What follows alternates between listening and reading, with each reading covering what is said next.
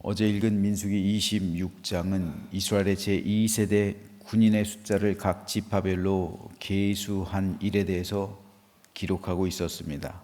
이로써 이스라엘 백성은 가나안 땅을 향해 진군해 갈 준비를 점차 마무리하고 있었습니다.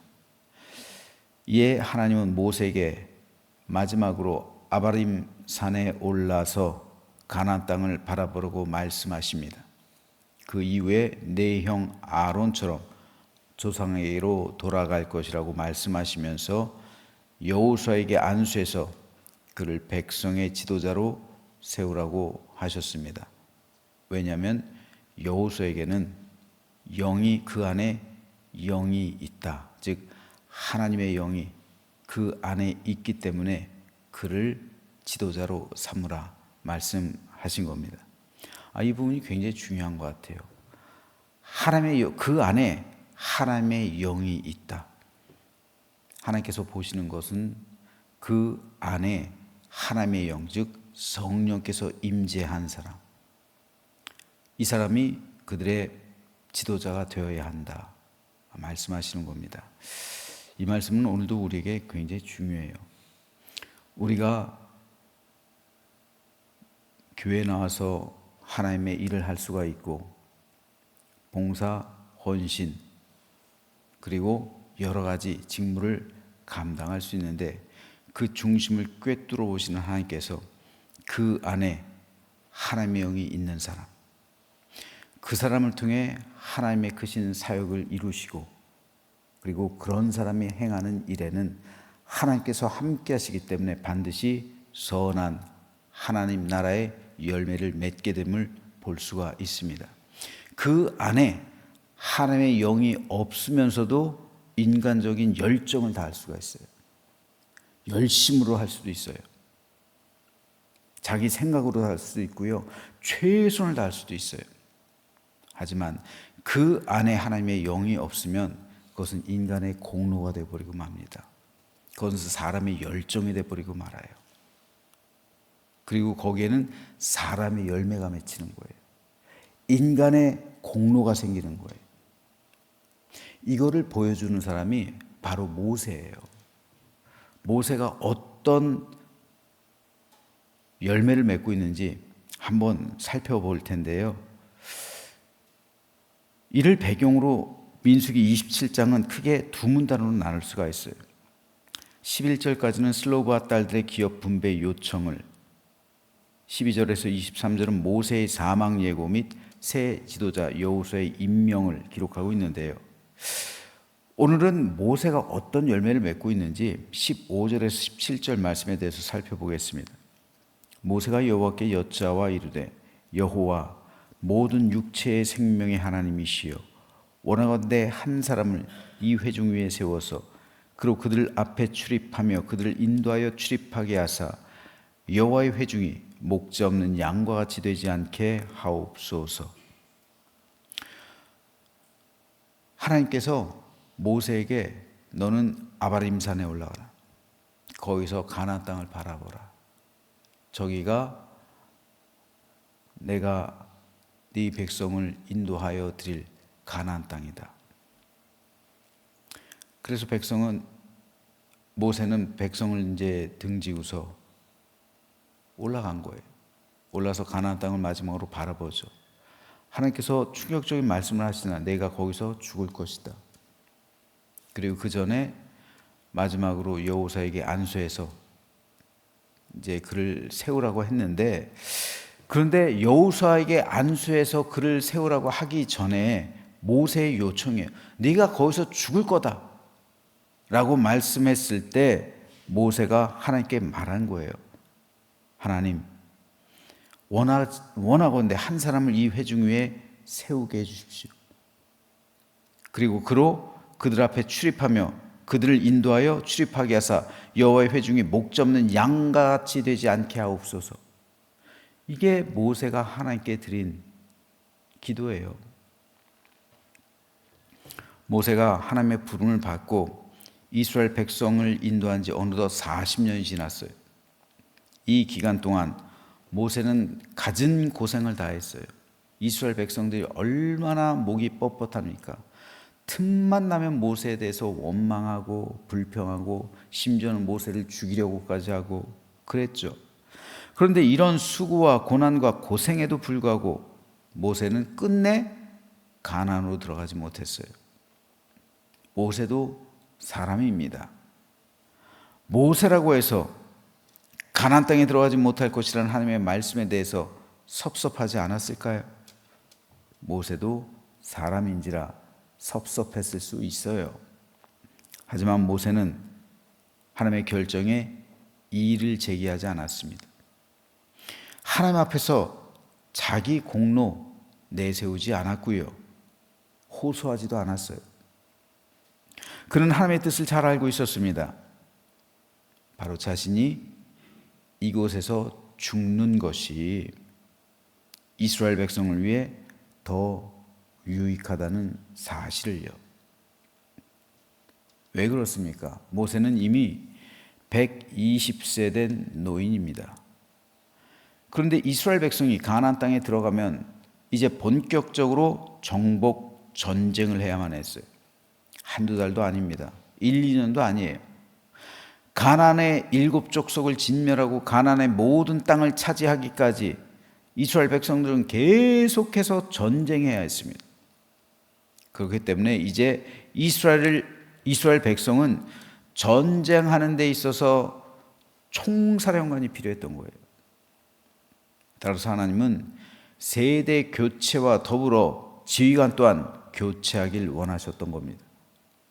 이스라엘의 군대가 제2세대로 교체됐던 것처럼요. 그렇죠? 제1세대가 전쟁할 수는 없잖아요. 120세, 100세 넘은 노인들이 전쟁할 수는 없잖아요. 그래서 계수한 거잖아요. 제2세대를. 마찬가지로 지휘관 역시 그런 이유에서 교체하시기를 원하셨던 겁니다. 그런데 그때 모세가 하나님께 뭐라고 말합니까? 한 사람을 이 회중에 세우게 해 주십시오. 그래서 그들을 목자 없는 양처럼 되지 않게 해 주십시오. 이 간구를 한 거예요. 모세는 끝까지 자기 유익을 구하지 않았어요. 이스라엘 백성의 유익을 구했던 진짜 지도자예요. 이스라엘 백성 가운데 지금까지도요, 모세 같은 지도자가 나오지 않아요. 그렇기 때문에 지금도 이스라엘 백성은 모세와 같은 지도자, 그런 지도자가 진짜 메시아겠죠. 그런 지도자를 원하는 거예요. 기다리는 거예요. 모세는 자기 사명을 다했으니 이제 자기는 백성들에게 잊혀져야 한다는 사실을 인식하고 있었어요. 모세는 결코 이때 자기 공로를 주장하지 않았어요. 바로 이겁니다. 모세가 인간적인 열정과 열심으로 이스라엘 백성을 인도했더라면 자기 공로를 주장했을 거예요. 그죠? 자기 공로. 하나님 앞에서 이의를 제기했을 수도 있어요. 자기 열매를 맺었을 수가 있어요. 하지만 모세는 자기의 열매를 맺지 않았어요. 그렇기 때문에 모세는 공동체의 유익을 위해 잊혀져야 하는 존재, 이거를 분명히 인식하고 있었어요. 이것이 바로 모세가 남기고 있는 신앙의 유산이에요. 이거 결코 쉬운 일 아닙니다. 어느 누가 공동체의 유익을 위해서 자기는 잊혀지길 바라겠어요. 사람으로서는 하기 쉬운 거 아니에요. 이게 바로 신앙의 열매예요. 인간은 그러기가 쉽지가 않아요. 그럴 수가 없어요. 인간의 노력과 인간의 수고와 인간의 열정과 열심으로 한 것에는 반드시 보상이 따르는 거예요. 보상을 요구하는 거예요. 대가를 요구한단 말입니다.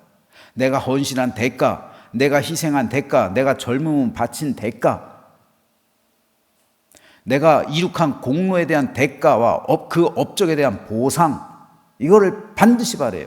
이게 인간의 열매예요.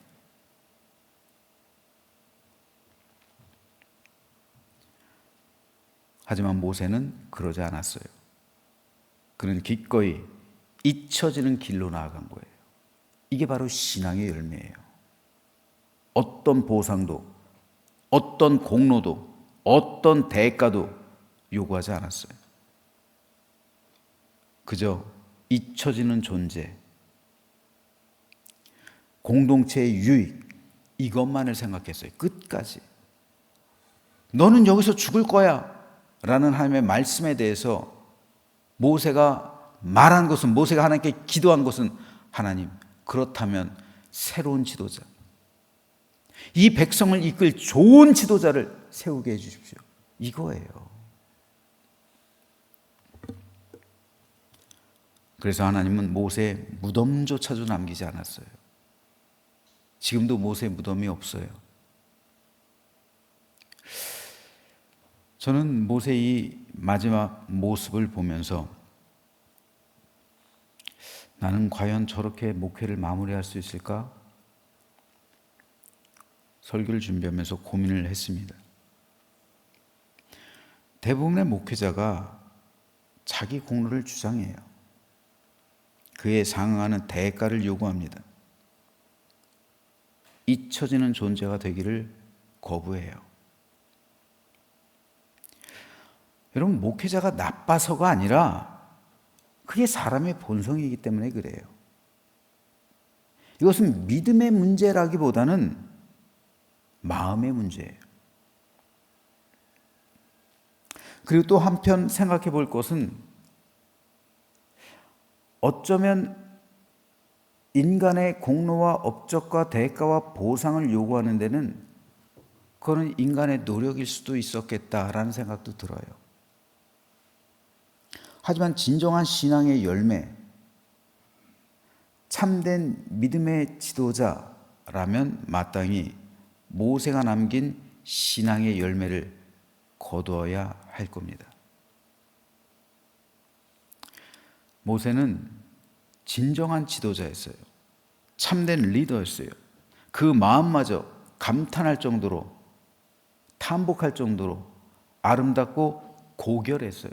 이거 고결하지 않아요? 굉장히 고결하잖아요. 어느 누가 공동체 유익을 위해서 자기가 잊혀지는 길을 선택하겠습니까? 어느 누가 잊혀지는 길로 나아가겠어요? 굉장히 고결한 신앙이에요.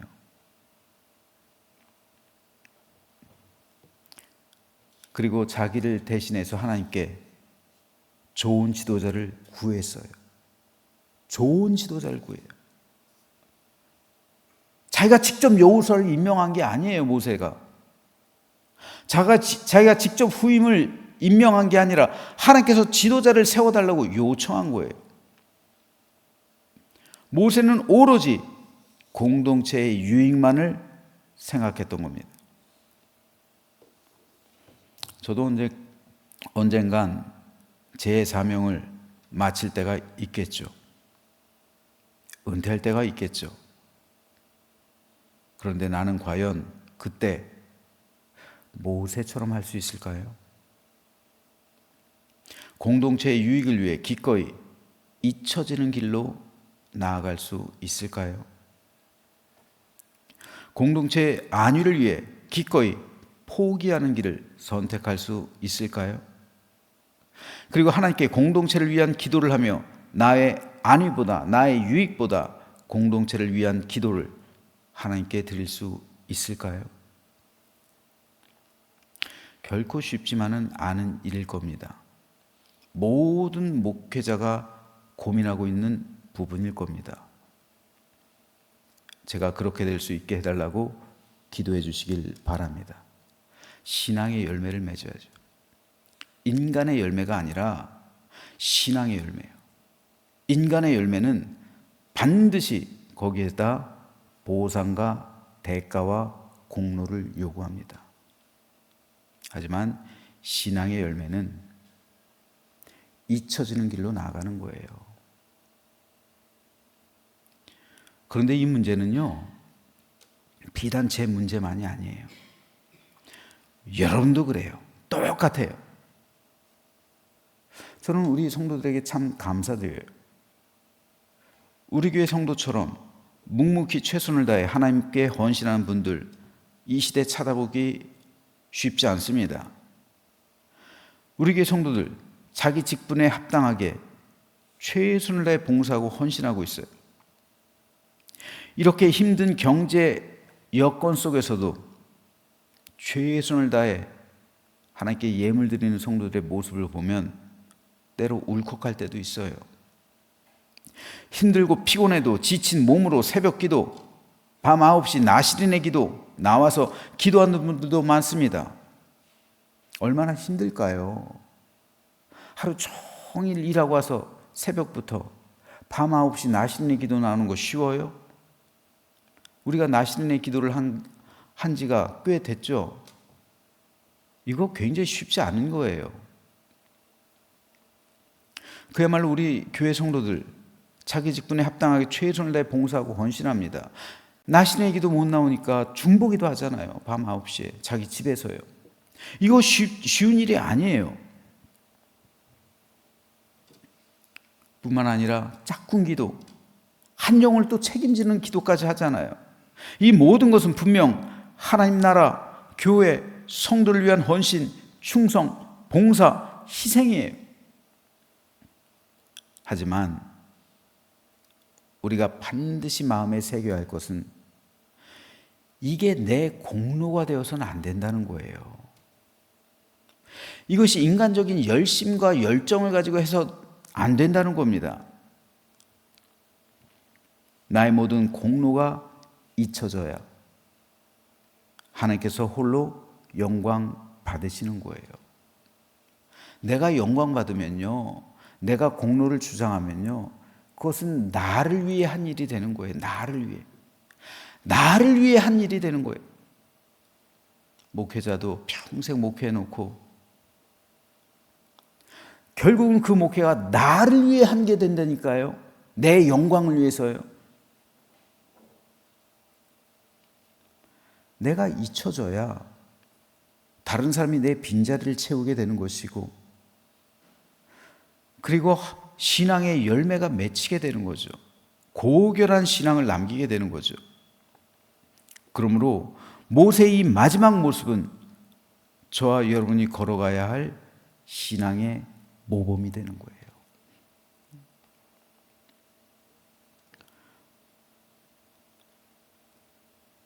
저는 우리 장로님들 참 좋아하는데, 지방의 어떤 장로님들이 공식적인 회의석상에 나와서 이런 말을 하는, 참 제가 듣기 안 좋아요. 장로는 은퇴가 없습니다. 틀린 말 아니에요. 하지만 그 이면 속엔 잊혀지기를 거부하는 거예요. 그러면 안 되는 거예요, 여러분. 기꺼이 잊혀지는 길로 나가야 되는 거예요. 공식적인 은퇴가 있지 왜 없어요? 은퇴가 없다고 우기면 안 되는 거예요. 하나님의 사역은 은퇴가 없죠. 헌신에는 은퇴가 없죠. 그렇게 받아들여야 되지만은 그 이면에는 잊혀지기를 거부하고 계속해서 영향력을 미치려 하고 계속해서 교회에서 그리고 지방회에서 활동하려는 그런 모습들을 볼 때 안타까워요. 모세처럼 다른 사람을 세워야죠. 다른 사람을 세워야 신앙의 유산과 계승이 있는 거지.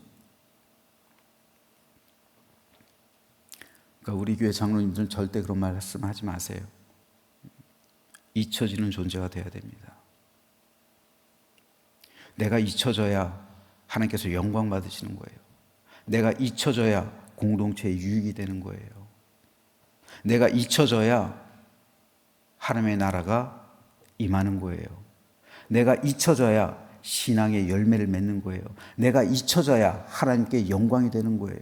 내가 잊혀지지 않으면 그것은 결국 내가 한 거예요. 내가 내 목회한 거예요. 내 영광을 위해서 목회한 거예요. 그러니까 주장하잖아요. 내 공로를, 내 업적을. 그래서 대가와 보상을 요구하잖아요. 그로 인해서 교회 공동체가 무너지고 교회 공동체가 상처받고 교회 공동체가 해가 되는 일이 얼마나 많습니까? 저를 위해서 기도해 주십시오. 그리고 여러분 자신을 위해 기도하십시오. 모세처럼 고결한 신앙의 유산을 남길 수 있도록, 모세처럼 참된 신앙의 계승을 이룰 수 있도록, 모세처럼 잊혀지는 존재가 될 수 있도록 저와 여러분 자신을 위해서 기도하시기를 주님의 이름으로 축복합니다. 찰스 웨슬레는 존 웨슬레의 친동생이었죠. 유언으로 이런 말을 남겼어요.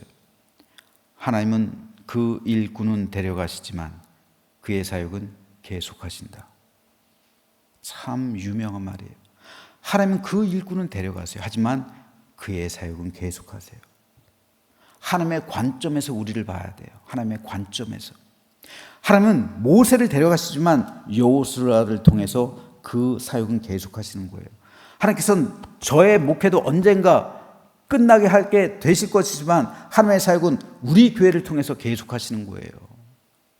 하나님께서는 여러분은 언젠가 사역은 그만두게 하시겠지만 여러분을 대신해서 여러분의 후손들이 계속해서 이것을 이어받게 하시는 거예요. 이게 신앙의 계승입니다.